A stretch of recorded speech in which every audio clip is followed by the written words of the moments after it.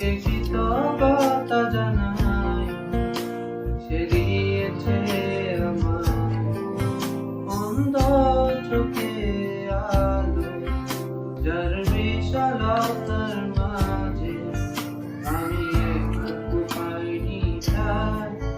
তাকে কৃতজ্ঞতা জানাই, সে যে দিয়েছে আমার মহাশূন্যে